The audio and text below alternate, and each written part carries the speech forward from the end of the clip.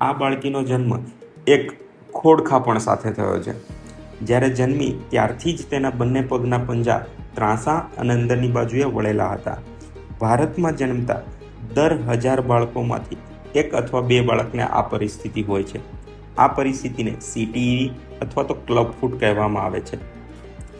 આ પરિસ્થિતિ જો યોગ્ય સમયે અને યોગ્ય પદ્ધતિથી પ્લાસ્ટર કરવામાં આવે તો 100% સીધા થઈ જાય છે, ચાલવા યોગ્ય બને છે અને કોઈ પણ જાતની ખોડખાપણ રહેતી નથી.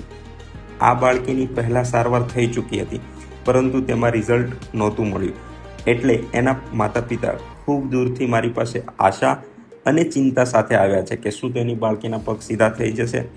તો એનો જવાબ છે હા. આ બાળકીના 2 પ્લાસ્ટર લાગી ચૂક્યા છે અને હજી 3 થી 4 પ્લાસ્ટર લાગશે. તેમાં જ્યાં સુધી બાળકી ચાલતા શીખે એ પહેલાં એમના બંને પગ સીધા થઈ જશે અને ચાલવા યોગ્ય બની જશે.